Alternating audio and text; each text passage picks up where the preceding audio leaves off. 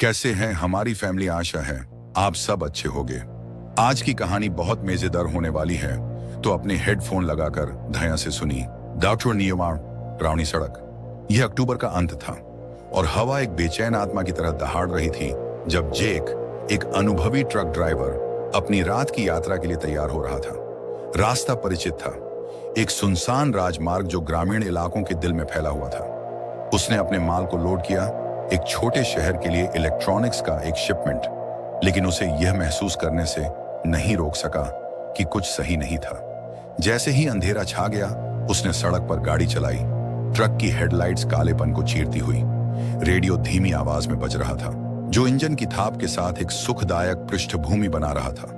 लेकिन जल्द ही संगीत फीका पड़ गया और उसके स्थान पर स्टैटिक, फिर एक हल्की फुसफुसाहट आई जो उसकी रीढ़ में झुरझुरी पैदा कर गई। उसने डायल को समायोजित किया, लेकिन फुसफुसाहटें तेज होती गईं, जैसे कोई मदद मांग रहा हो। बचाओ, बचाओ! जेक ने सिर झटका, इसे थकान का नतीजा समझते हुए। उसने ताजगी के लिए खिड़की खोल दी, लेकिन ठंडी हवा ने उसके मन को साफ करने में कोई मदद नहीं की। घंटे बीत गए और वह एक विशेष रूप से सुनसान सड़क पर पहुंचा। पेड़ अंधेरे पहरेदारों की तरह उभरे हुए थे, उनकी शाखाएं आसमान की ओर खींच रही थीं। अचानक उसकी हेडलाइट्स ने सड़क के किनारे एक आकृति को पकड़ा। एक महिला जो छायाओं में खड़ी थी, उसके कपड़े फटे और गंदे थे। उसने कुछ देर सोचा, उसके मन में फुसफुसाहटें उसे रुकने के लिए उकसा रही थीं। अपने बेहतर विवेक के खिलाफ उसने ट्रक रोका। क्या तुम ठीक हो? उसने आवाज में थोड़ी ट्रेमर के साथ पूछा। महिला मुड़ी, उसका चेहरा पीला और सूखा था, आंखें डर से भरी हुई थीं। कृपया, मुझे मदद चाहिए, मेरी कार खराब हो गई। जेक के अंदर की आवाज ने कहा कि यह खतरे का संकेत हो सकता है, लेकिन उसने पूछा, तुम्हारी कार कहाँ है? बस सड़क के ऊपर। उसने अंधकार की ओर इशारा किया। लेकिन मैं वहां नहीं जा सकती, वह शापित है। जेक ने सिहरन महसूस की। शापित? कृपया मुझे यहां से ले चलो, मैं उस जगह के पास नहीं रह सकती। अपने बेहतर विवेक के खिलाफ उसने सहमति दी। वे कैब में चढ़ गए और जैसे जैसे उसने गाड़ी चलाई, वह चुप रही, खिड़की के बाहर देखती रही। उसके चेहरे पर डर और लालसा का मिश्रण था। कुछ मिनटों बाद जेक ने पूछा, तुम्हारे साथ क्या हुआ? उसने उसकी ओर देखा, उसकी आंखें आंसुओं से भरी हुई थीं। मैं बस गुजर रही थी, मैंने इस बारे में कुछ नहीं सोचा, लेकिन फिर मैंने उन्हें देखा। किसे? उसने स्टीयरिंग व्हील को और मजबूती से पकड़ा। खोई हुई आत्माएं, वे सड़क पर भटकती हैं, किसी को अपनी जगह लेने के लिए खोजती हैं। तुम्हें वापस मुड़ना होगा। जेक का दिल तेजी से धड़कने लगा। वापस मुड़ना? तुमने पहले क्यों नहीं कहा? जब उसने रियर व्यू मिरर में देखा तो महिला की परछाई चमकती हुई लगी। उसका चेहरा विकृत होता गया। तुम्हें वापस मुड़ना होगा, वे तुम्हारे लिए आ रहे हैं। पैनिक ने उसे घेर लिया और उसने ब्रेक पर पैर मारा। ट्रक ने एक झटके से रुकने के लिए स्किड किया। बाहर निकलो! उसने दरवाजा खोला और अंधेरे में गायब हो गई। जेक ने एक पल रुका, उसके सिर में फुसफुसाहटें अब एक भयानक कोरस बन गईं। बचाओ, बचाओ! जैसे ही उसने सड़क के मोड़ पर पहुंचा, उसने देखा कि एक आकृति रास्ते के बीच में खड़ी है। यह फिर से वही महिला थी, उसका चेहरा आतंक में विकृत, बाहें फैलाए हुए। वापस मुड़ो! जेक ने तेजी से स्टीयरिंग को घुमाया, उसे चकमा देते हुए, दिल तेजी से धड़कते हुए। वह बिना रुके सड़क पर दौड़ने लगा, लेकिन फुसफुसाहटें तेज होती गईं, उसके विचारों को दबाते हुए। बचाओ! जैसे ही वह एक छोटे शहर में पहुंचा, उसने सांस रोकते हुए और कांपते हुए डाइनर में घुस गया। स्थानीय लोग उसे जानने वाली आंखों से देखने लगे और एक बूढ़ा आदमी बोला, तुमने उसे देखा है ना? जेक अपनी आवाज नहीं खोज सका। बूढ़ा आदमी जारी रहा। कई लोगों ने उसे मदद करने की कोशिश की, वे कभी वापस नहीं लौटे। यह सड़क शापित है। जैक ने डर का वजन अपने ऊपर महसूस किया।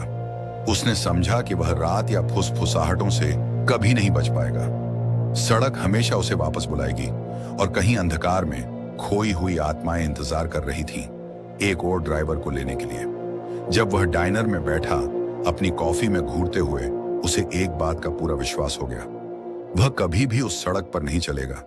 लेकिन भीतर ही भीतर फुसफुसाहटें उसके मन में गूंजती रहीं, एक भयानक याद दिलाती हुई कि कुछ सड़कें यात्रा के लिए बेहतर होती हैं, तो चलिए बढ़ते हैं आज की दूसरी कहानी की ओर। शीर्षक हाईवे 13 का भूता। जैक थॉम्पसन एक दशक से अधिक समय से ट्रक चालक था, देश भर में यात्रा करते हुए अपनी गाड़ी की गड़गड़ाहट और सड़क की लय के साथ। उसने सब कुछ देखा था, विशाल शहर, शांत कस्बे और सुनसान हाईवे जो अनंत तक फैले हुए थे। लेकिन एक रास्ता था जिसे उसने हमेशा टाला, हाईवे 13। किंवदंती थी कि वहां अजीब चीजें होती थीं। चालक फुसफुसाते हुए बताते थे कि भूतिया ट्रक, डरावनी दृष्टियां और एक महिला का भूत रात में सड़क पर घूमता था जो कुछ खोई हुई चीज की तलाश में थी। जैक ने इन कहानियों को शहरी किंवदंती समझकर खारिज कर दिया, लेकिन अंदर कहीं उसे हमेशा एक बेचैनी महसूस होती थी जब भी वह मुड़ते थे। लेकिन इस रात डिस्पैचर के पास अन्य योजनाएं थीं। एक अंतिम मिनट की डिलीवरी एक दूरस्थ गोदाम के लिए जैक के पास कोई विकल्प नहीं छोड़ती। उसने स्टीयरिंग व्हील को पकड़ लिया और हाईवे 13 पर मुड़ गया। रात का वजन उसे घेर रहा था जैसे एक मोटा कोहरा। जैसे जैसे जैक रात के गहरे होते गया, परिदृश्य बदलने लगा। पेड़ नजदीक आ गए, उनके विकृत शाखाएं जैसे कंकाल की अंगुलियां बाहर निकली। हवा में एक असाधारण खामोशी थी जो केवल कभी कभी पत्तों की सरसराहट से टूटी। उसने रेडियो चालू किया, लेकिन केवल स्थैतिक ध्वनि सुनाई दी, जिससे वह अपने विचारों में अकेला रह गया। 1 घंटे की यात्रा के बाद जैक ने दूरी में एक टिमटिमाती रोशनी देखी। उसने आंखें तिरछी की, आशा करते हुए कि यह एक गैस स्टेशन या डिनर हो। जब वह नजदीक पहुंचा तो रोशनी एक पुराना जीर्ण मोटल की तरह प्रकट हुई, एक बीते युग का अवशेष।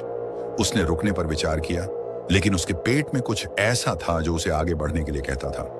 अचानक उसकी सीबी रेडियो में हलचल हुई। ब्रेकर्स 19, ये है घोस्ट राइडर, क्या तुम हाईवे 13 के पास हो? जैक ने आश्चर्य से पूछा। हाँ, क्यों? इस सड़क पर जो कुछ हो रहा है उससे सावधान रहो भाई, तुम्हारे पीछे कुछ है। जैक ने सिर हिलाया, इस चेतावनी को एक और मजाक समझकर टाल दिया, लेकिन बेचैनी उसके दिल में बढ़ने लगी और उसने और तेजी से गाड़ी चलाई। जैसे जैसे रात बढ़ी, हवा और भी ठंडी हो गई। जैक ने हीटर चालू किया, लेकिन यह मुश्किल से फर्क डाल रहा था। फिर उसकी आंखों के कोने में उसने सड़क के किनारे एक आकृति देखी। उसका दिल तेजी से धड़कने लगा जब उसने धीमा किया। यह सुनिश्चित नहीं था कि उसे रुकना चाहिए या नहीं।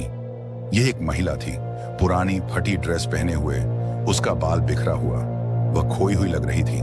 उसकी आंखें डेस्परेशन से भरी थीं। जैक ने संकोच किया, लेकिन उसकी पीड़ा को नजरअंदाज नहीं कर सकता था। उसने यात्री दरवाजा खोला। क्या आपको मदद चाहिए? उसने कहा। महिला करीब आई, उसके चेहरे पर डर से उम्मीद की ओर बदलाव आया। कृपया, मुझे हाईवे के दूसरी तरफ जाना है। अपने बेहतर विवेक के खिलाफ जैक ने यात्री दरवाजा खोला। चढ़ो। जब वह कैब में बैठी, जैक ने उसके चेहरे पर एक झलक देखी, पीला और सूझा, जैसे वह सालों से भटक रही हो। तुम्हारा नाम क्या है? उसने तनाव तोड़ने के लिए पूछा। लिली, उसने कहा। उसकी आवाज मुश्किल से एक फुसफुसाहट थी। जैसे जैसे वे चलते रहे, लिली ने अपनी जिंदगी की कहानी सुनाई, एक दुखद कहानी खोने और लालसा की। वह एक रात अपने घर जा रही थी जब उसकी कार हाईवे 13 पर खराब हो गई।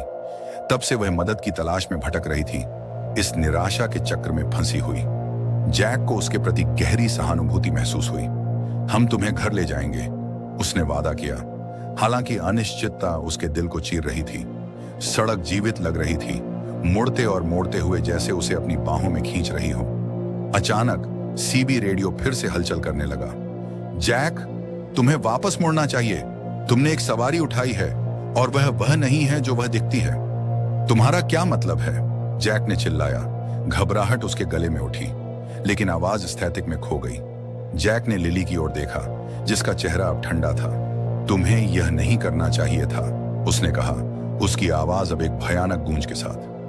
भाग 5, रहस्य का उद्घाटन। ट्रक झटके खाने लगा और लाइटें झपकने लगी। जैक का दिल तेजी से धड़कने लगा जब उसे सच्चाई का एहसास हुआ। लिली एक आत्मा थी, इस शापित हाईवे पर फंसी हुई। यादें वापस ताजा हो गईं। कहानियां जो उसने किंवदंतियों के रूप में खारिज की थीं। वह महिला जो गायब हो गई केवल अपने दुख के साथ। जब उसने ट्रक पर नियंत्रण बनाए रखने की कोशिश की तो उसके चारों ओर का परिदृश्य विकृत हो गया। छायाएं पेड़ों के बीच में दौड़ने लगीं। जैक ने ब्रेक पर जोर से पैर रखा और ट्रक ने रुकने में झटका खाया। बाहर निकलो, उसने चिल्लाया, लेकिन लिली का चेहरा बिना किसी बदलाव के रहा। तुम मुझे छोड़ नहीं सकते, उसने चीत्कार की। उसकी आवाज दुख से भरी थी। उस क्षण में जैक ने समझा, उसे उस अंधकार का सामना करना था जो उसे इस सड़क से बांधता था।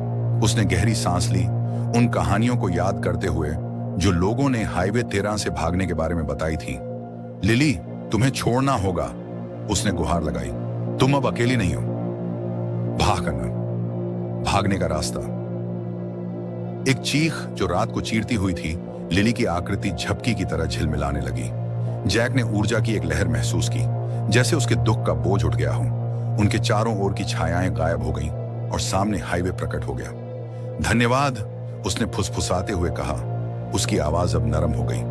मैं अंततः आराम कर सकती हूं। जैसे ही सुबह की पहली किरण क्षितिज पर उभरी, जैक ने सूरज की गर्मी को अपनी त्वचा पर महसूस किया। सड़क ने रूप बदल लिया, दमनकारी अंधेरा हट गया और एक नए दिन की हल्की रोशनी ने उसे घेर लिया। उसने यात्री सीट पर देखा, लेकिन लिली गायब हो गई थी, केवल पीछे एक हल्की महक छोड़कर। जैक ने अपनी यात्रा जारी रखी। आशा है कि आपको हमारी कहानी पसंद आई होगी। ऐसी ही मजेदार कहानी के लिए हमसे जुड़े रहें। आपके लिए और अच्छे कहानी लाने की कोशिश करेंगे। लाइक कर देना, सब्सक्राइब भी कर दो। यार चलो चलते हैं हम।